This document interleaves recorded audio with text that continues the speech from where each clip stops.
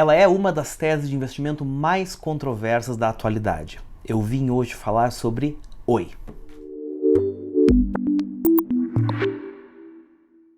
Olá, eu sou Ricardo Schweitzer, analista da Nord Research. Hoje eu vim falar para você as razões pelas quais eu acho que 2020 é o ano de tudo ou nada para as ações da Oi. Mas antes de começar a falar sobre isso, eu tenho dois recados para você.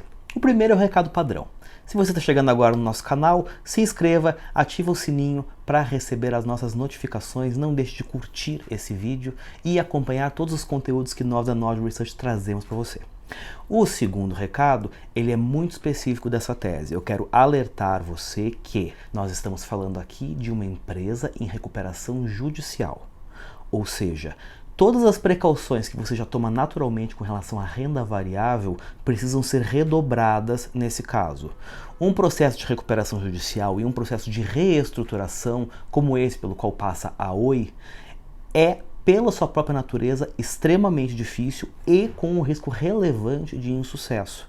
Consequentemente, seja por uma situação de falência da companhia, ou seja, por uma eventual diluição num cenário de aumento de capital, o risco de perda irreversível de capital em um investimento em Oi é relevante. E você precisa levar isso em conta caso você tenha ou pretenda ter ações da companhia. Pense que é o seu dinheiro, é a sua responsabilidade com o seu patrimônio. Tenha juízo. Mas vamos lá. Basicamente, o que aconteceu com o Oi? Basicamente, a Oi ela é uma fusão da antiga Telemar com a antiga Brasil Telecom. Uma fusão que foi envolta de uma série de controvérsias, né, e que gerou uma companhia com uma série de ineficiências e com um endividamento financeiro bastante alto. Por uma série de percalços de gestão, erros de estratégia, problemas internos e inclusive alguns problemas de corrupção, a Oi acabou, com o passar do tempo, se mostrando uma empresa extremamente endividada e que investiu muito menos do que deveria na sua própria operação. Como consequência disso, o que acabou acontecendo? A principal fonte de receita da companhia é exatamente um segmento que está morrendo com o passar do tempo. Me refiro a quê? Me refiro à telefonia fixa. Como muito provavelmente é o seu caso, mas mesmo que não seja, você pode imaginar, o volume de uso de telefonia fixa no país ele vem caindo sistematicamente, pelo menos no que diz respeito ao uso de serviços por voz, porque há uma migração natural das pessoas para a telefonia celular. Como consequência, as empresas de telefonia se viram ao longo dos últimos anos, da última década, na verdade, obrigadas a fazer investimentos sistematicamente nas suas redes, tanto para aumentar a receita por usuário de serviços de telefonia móvel, que se mostrou um segmento extremamente competitivo, mas é o principal vetor de crescimento no que diz respeito à comunicação pessoal, e no que diz respeito às infraestruturas de telefonia fixa, investimentos para oferecimento de serviços de dados. A gente está falando basicamente de banda larga. O que aconteceu no caso da Oi especificamente é que, por conta do subinvestimento que a empresa acabou incorrendo nessas áreas, ela acabou ficando para trás em competição e começou a perder receita em um ritmo muito acelerado. Essa perda de receita, num ritmo muito superior à capacidade de corte de despesas da companhia, fez com que a rentabilidade da empresa fosse se tornando cada vez menor. Isso, combinado com um alto endividamento, fez com que a companhia, a partir de um determinado ponto, se visse em uma situação na qual era absolutamente insustentável manter as suas operações da maneira que estavam, e em função disso ela ajuizou um pedido de recuperação judicial que até pouco tempo atrás era a maior recuperação judicial da história do país. Perde atualmente para a recuperação do grupo Odebrecht. Apresentaram então um plano de recuperação judicial que consistia basicamente no seguinte: nós precisamos realizar investimentos com a finalidade de recobrarmos a competitividade em determinados segmentos. Qual segmento é esse especificamente? A companhia tem uma imensa rede de infraestrutura pelo país inteiro de telefonia fixa e, consequentemente, capacidade de oferta de serviços de banda larga. O que a Oi identificou como potencial para o seu negócio é se tornar uma grande provedora de infraestrutura para dados. à medida que serviços de voz baseados em telefonia fixa, como eu já falei, vêm em uma decadência natural da indústria. A grande questão é que para ser competitiva nesse segmento, você tem que fazer investimentos. Isso se traduz fundamentalmente na capacidade de oferecer banda larga de alta velocidade com fibra ótica. E isso, evidentemente, exige dinheiro. E tempo, é claro, à medida que você não consegue criar uma grande rede de fibra ótica país afora, da noite para o dia. A gente está em um país de dimensões continentais. O que vem acontecendo com a empresa sistematicamente em função disso é, por mais que eles venham fazendo investimentos para ampliar a rede de fibra ótica e, consequentemente, conseguir oferecer serviços de banda larga de maior valor agregado, a velocidade com que a receita cai por conta do menor uso de telefonia fixa faz com que o crescimento dessas outras linhas de negócios não seja suficiente para fazer frente à queda de receitas. Consequentemente, a companhia vem sistematicamente gerando menos caixa. E para piorar, o volume de caixa que a companhia gera atualmente, ele é insuficiente para fazer frente aos investimentos que a companhia precisa fazer para se manter competitiva.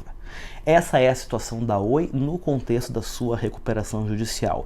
Para dar para você uma ideia de números, a companhia ela gera aproximadamente R$1 bilhão de caixa por trimestre.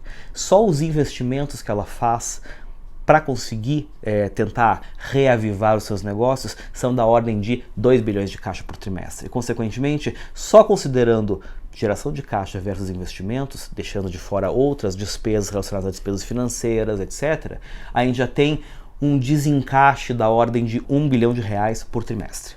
E, consequentemente, a companhia vem queimando caixa sistematicamente. E o caixa, uma hora, caso nada seja feito, ele vai acabar. Tudo mais constante, se Oi nada fizer, ela fica sem caixa ao longo do ano de 2020. E é aqui que vem o meu ponto. Por que 2020 é o ano do tudo ou nada? A companhia continua tendo investimentos relevantes para fazer. E, por outro lado, os primeiros indicadores que ela revela do desempenho das praças onde ela já realizou investimentos para oferecimento de banda larga de alta velocidade, de fibra ótica, nos sugerem um desempenho bastante animador nesse segmento. Mas os investimentos precisam ser feitos e, consequentemente, a companhia vai ter que, ao longo de 2020, levantar recursos para fazer esses investimentos. De onde esses recursos virão fundamentalmente? Existem duas questões que são um tanto estruturais, digamos assim. A gente teve ao longo desse ano a aprovação da PLC 79, que vai desobrigar a companhia de uma série de investimentos de manutenção do legado da telefonia fixa, que é uma operação de concessão, investimentos de manutenção para equipamentos que não se fazem mais necessários. Isso deve gerar uma economia da ordem de 700 a 1 bilhão de reais ano para a Oi.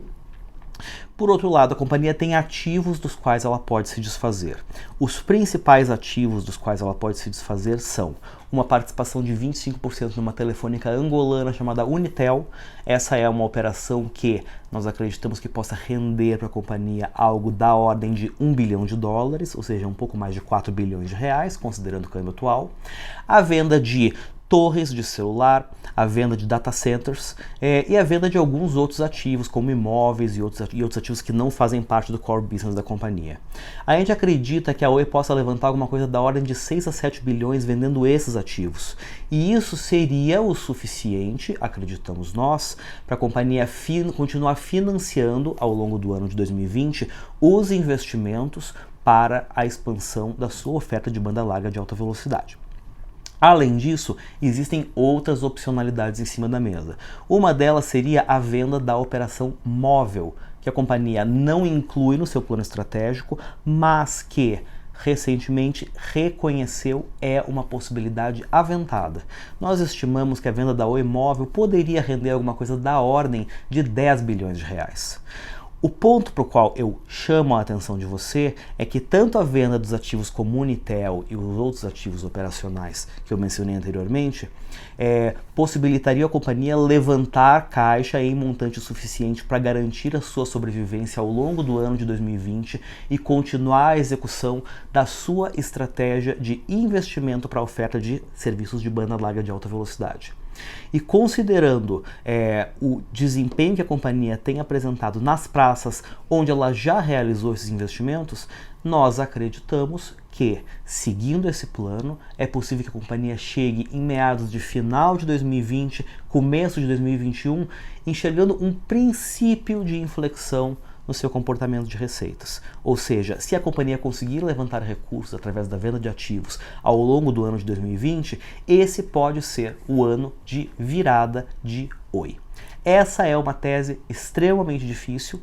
As coisas podem simplesmente não dar certo. A gente está falando, de um lado, a companhia pode se mostrar incapaz de levantar recursos por meio da venda de ativos, e, por outro lado, o próprio plano de recuperação da companhia por meio da oferta de infraestrutura de dados pode acabar não se mostrando tão lucrativo quanto a companhia espera. E, consequentemente, não se pode garantir que a Oi vai efetivamente conseguir sustentar as suas operações no longo prazo. E esses são riscos que você, como investidor, precisa ter muita consciência. 2020, na minha opinião, é um ano decisivo para a Oi. Caso as coisas não deem certo, a gente pode ver a companhia ou simplesmente falindo, ou sofrendo um grande aumento de capital, eventualmente conversão de parte da dívida em equity e, consequentemente, uma grande diluição das ações que atualmente estão circulando no mercado. Em um cenário, eu acredito que existe um potencial significativo de ganho, no outro cenário existe, infelizmente, um potencial muito relevante de perdas, podendo inclusive chegar à totalidade do capital investido. Esta é uma tese de alto risco. Pense muito bem se você quer investir em Oi. Mas se você quiser investir em Oi, olhe para acompanhamento de uma tese como essa. Esse é o tipo de tese de investimento que a gente explora no Nord Deep Value, que é o produto da Nord Research voltado para empresas em situação especial. Isso abrange companhias que estejam passando por reestruturação, empresas que sejam objeto de fusões e aquisições, empresas que estejam passando por algum tipo de movimento ativista ou mudanças da sua governança, bem como outros casos em que a companhia acaba sendo afetada por situações adversas que causem grande distorção entre preço e valor. Caso você tenha interesse, confira aqui no link abaixo para você ter mais informações a respeito do trabalho que a gente faz no Nord Deep Value. Por hoje é isso. Se você gostou desse vídeo, não deixe de curtir, se inscreva no nosso canal, ative o sininho para receber as nossas notificações e compartilhe com quem você acha que esse conteúdo possa ser útil. A gente se vê. Tchau!